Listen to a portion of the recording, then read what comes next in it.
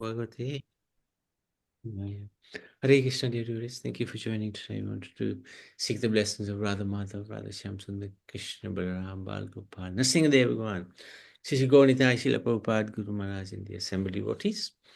So we were looking at the wonderful Sakhi called Lalita yesterday. Vishakha. So Vishakha and Lalita are very close to Radha Krishna. So these four are actually very intimate friends, of course. And Lalita and Vishakha are practically speaking non-different from Krishna, practically speaking. And Vishakha came to this world as Ramananda Rai during the time of Chaitanya Mahaprabhu. And they had a conversation on the banks of the river Kaveri, I believe, in the south of Bharat. And the nature of that conversation was very revealing. Chaitanya Mahaprabhu knew the potency of Ramananda Rai because Sarvabhauma Bhattacharya had already told him, go and meet Ramananda Rai when you're in the south of India or Bharat. And of course, this is a transcendental relationship anyway. But when Mahaprabhu met Ramananda Rai, he encouraged him to answer some questions. Gauranga ordered Ramananda Rai, recite a verse from the revealed scriptures concerning the ultimate goal of life. So Gauranga is trying to get the nectar from Ramananda Rai. Then Ramananda Rai says, Lord Vishnu is worshipped by the proper execution of prescribed duties in the system of Varna and Ashram. This is in the Srimad Bhagavatam 1-13. So this is Ramananda Rai saying, the ultimate goal of life is that Lord Vishnu is worshipped through the carrying out of duties through Varnashram. And this is the verse. Atha Pummir Dvija Shrestha Varnashram Vibhaga Saha Swanutastha Tasya Dharmasya Samsiddhir Haritoshanam. O best among the twice born, it is therefore concluded that the highest perfection one can achieve by discharging the duties prescribed for one's own occupation according to caste divisions and orders of life is to please the Supreme Personality of Godhead. That's quite an interesting verse, very interesting verse.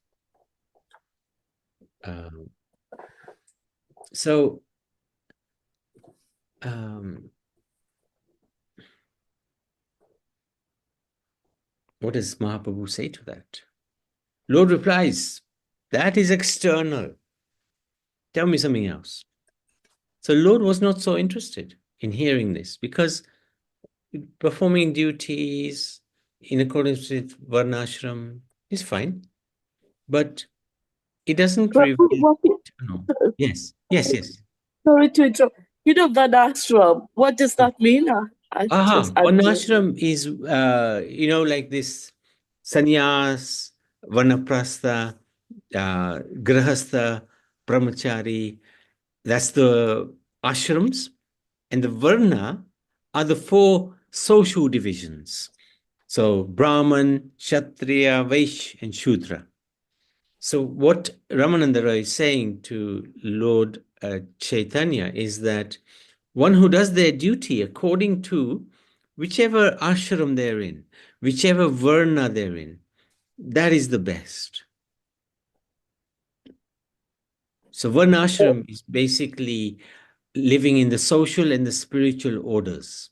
So it can be either if one is a Shudra or a Vaishya or a Kshatriya or a Brahman, living according to the rules of that social division.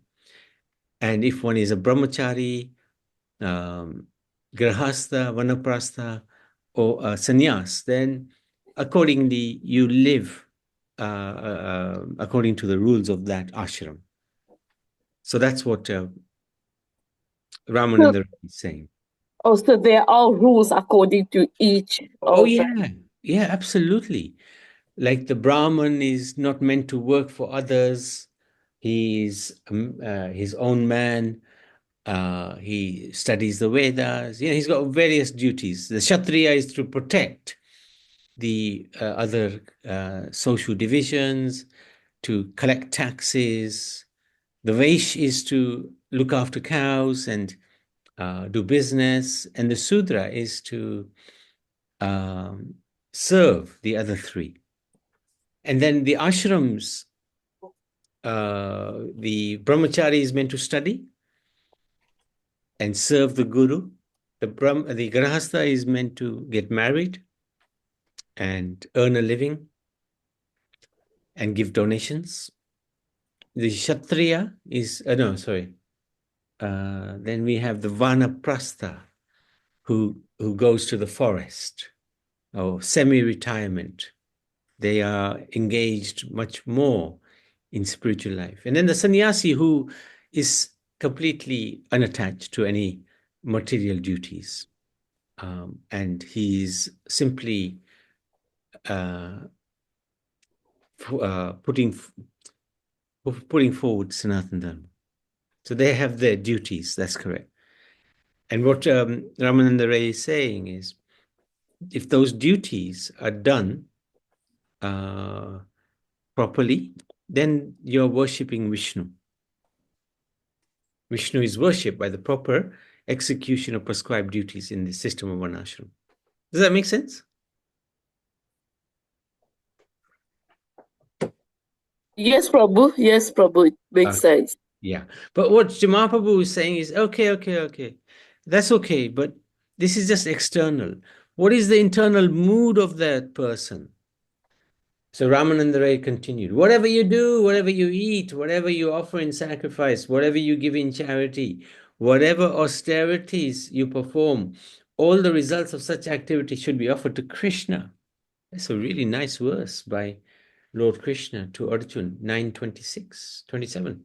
Yat karosi, yat asnasi, yaj juhosi, dadasi, ta yat tapas Yasi Kaunteya Tat Kuruswa Mad Arpanam.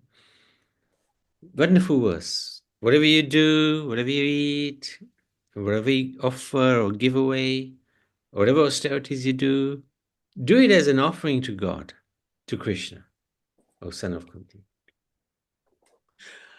What does Chaitanya Mahaprabhu say? Again, this is just external. Chaitanya Mahaprabhu says, please proceed further.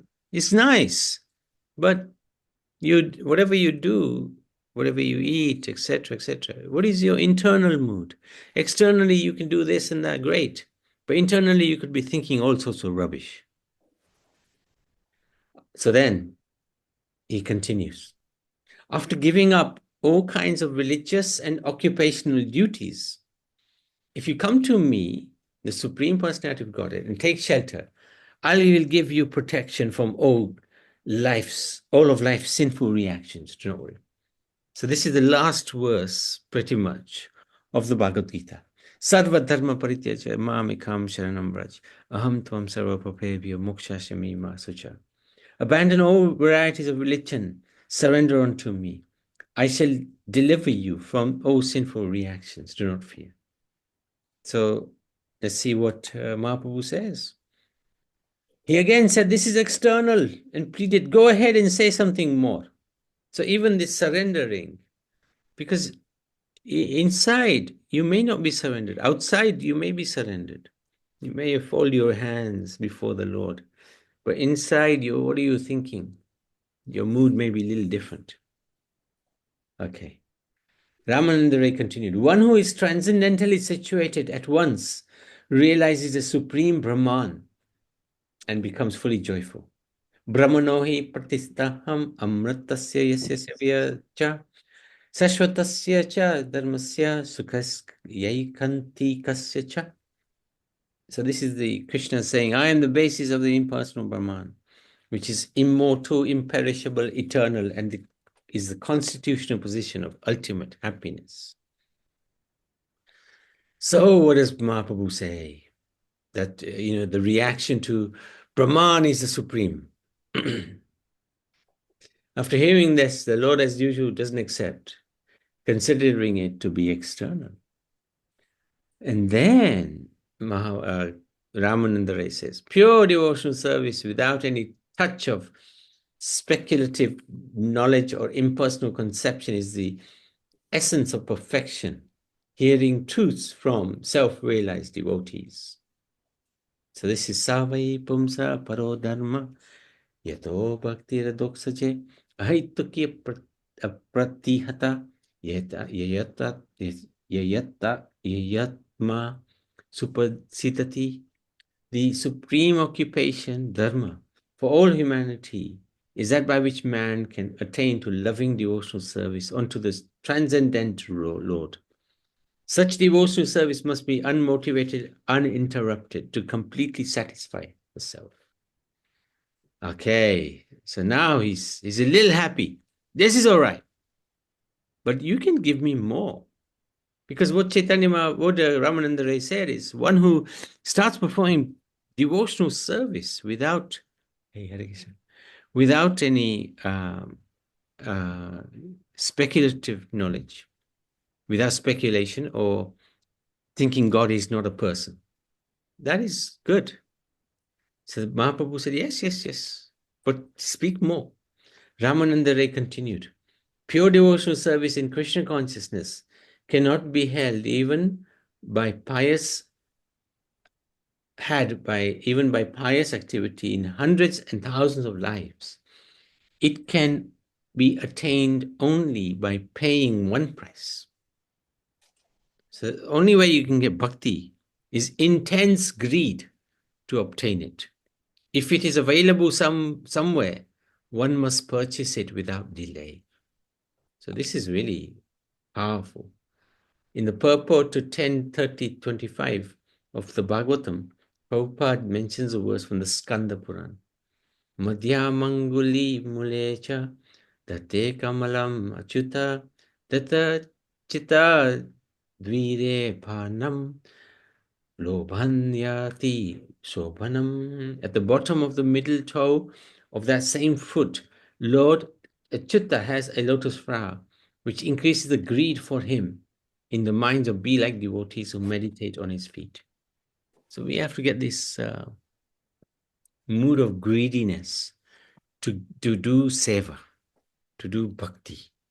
That greediness that I want to serve the Lord is very powerful. Again, the Lord says, that is all right, but if you know more, please tell me. Okay. By eternally serving as servant, you constantly internally serving you as servant, one is freed from all material desires and is completely pacified. When shall I engage as your permanent eternal servant and always feel joyful to have such a perfect master?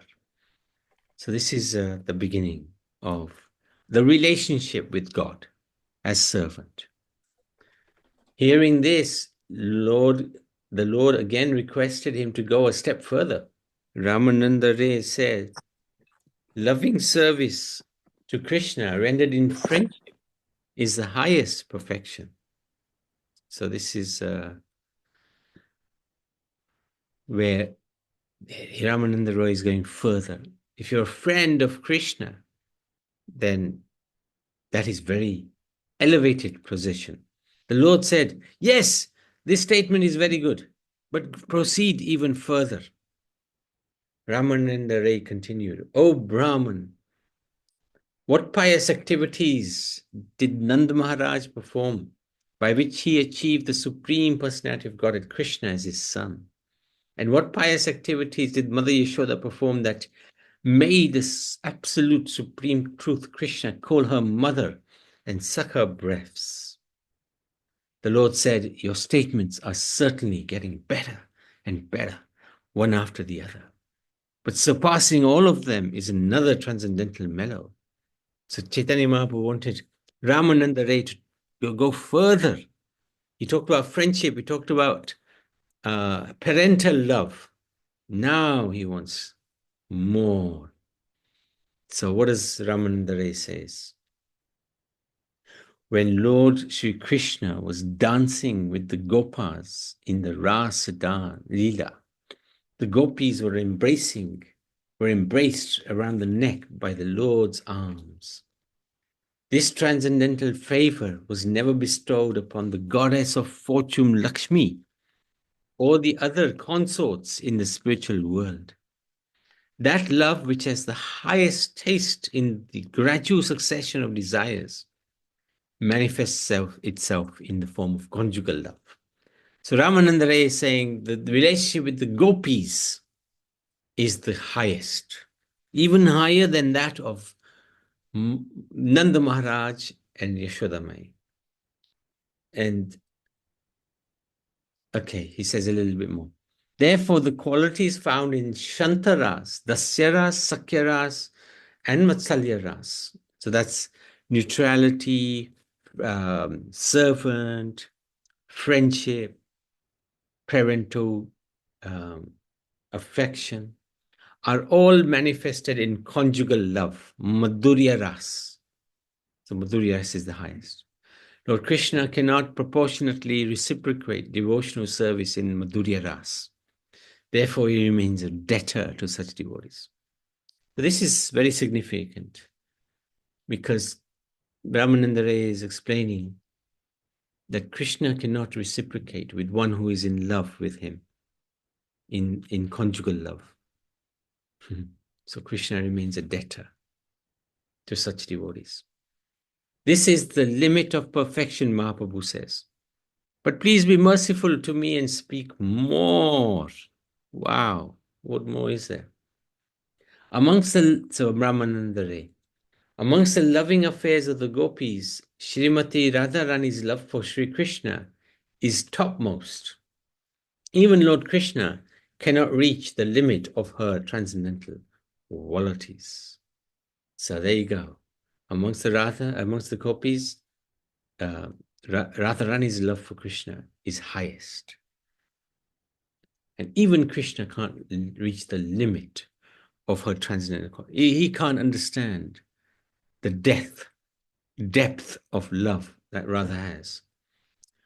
Finding herself treated equally with all the other gopis, Srimati Radharani displayed her tricky behavior and left the circle of the Ras dance.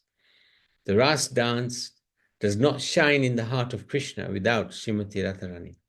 Therefore, he also gave up the circle of the Ras dance and went to search for her. Now I have come to understand the sublime goal of life and the process of achieving it. But I think there is something more. My mind is desiring to have it. Krishna's sweetness is so attractive, Ramananda Ray says, that it steals away his mind.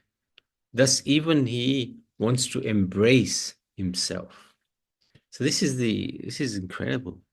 The Lord is very sweet. He's so sweet that he attracts himself. He wants to embrace himself. Upon seeing his own reflection in the bejeweled pillar of his Dwaka palace, Krishna desired to embrace it, saying, "Alas, I've never seen such a person before. Who is he?" Just by seeing him, I've become eager to embrace him, exactly like Srimati Radharani. So this is the beauty of Krishna. His qualities are always expanding and increasing. And when he sees himself in the mirrors in the Dwarka palace, he's amazed. Oh, who is this amazing person? Never seen him before. Lord Chaitanya Mahaprabhu replied, "Now I have come to understand the truth of the loving affairs between Radha and Krishna. Nonetheless, I want to hear how both of them gloriously enjoy such a love." So Ramananda Ray, day and night, Lord Shri Krishna enjoys the company of Srimati Radharani in the bushes of Vrindavan. Thus, his pre-youthful age is fulfilled through his affairs with Srimati Radharani. Chaitanya Mahaprabhu said, "That is all right, but please continue."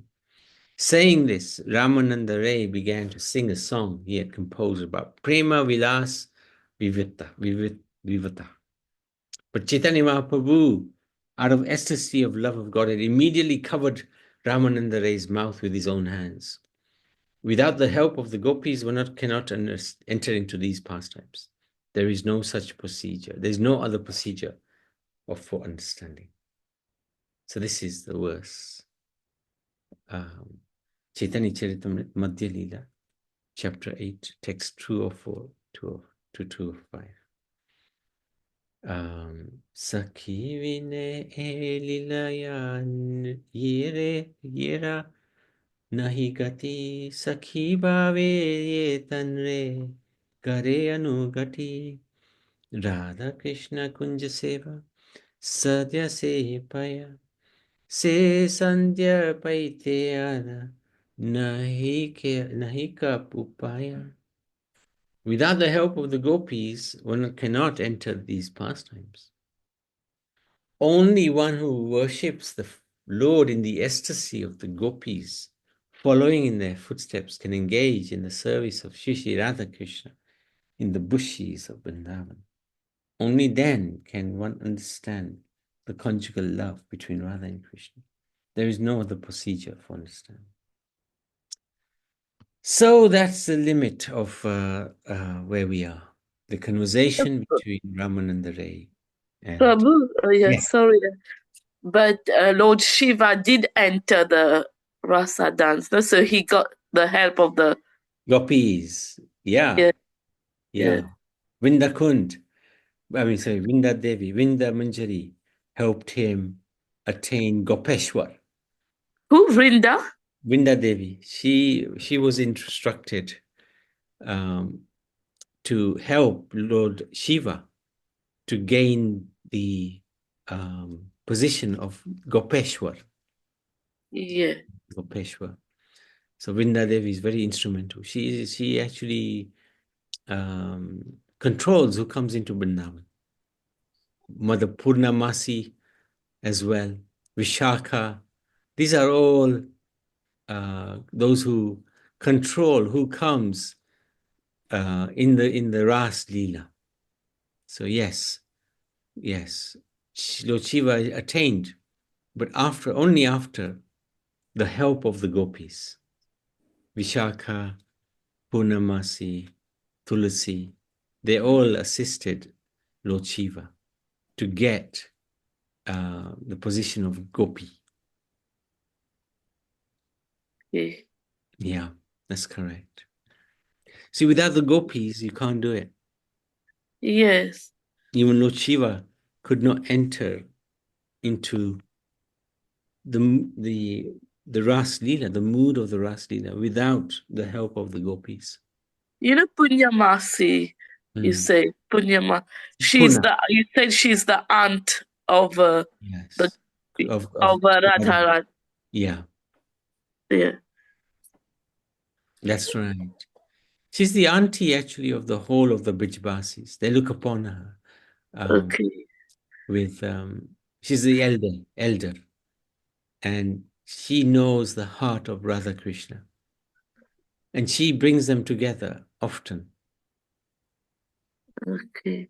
So she's respected highly in Braj, very, very highly. She's like the grand sire. They all go for a dance to her. Yeah. What did you say she's Like like? the grand sire, like Okay. the wise one. Even Punyamasi. Yashoda Mai consults her. She was like an astrologer as well, though. Well, yeah, that's right. And when Shiva came to see baby Krishna, and Yashoda Mai didn't let him in, showing the power of the mother. And then Krishna started crying.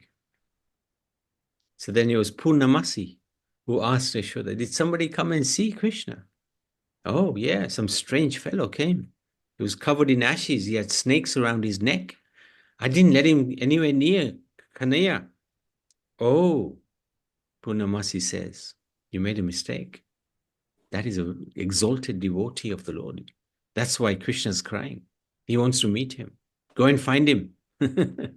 So Purnamasi advises Yashoda to find Lord Shiva.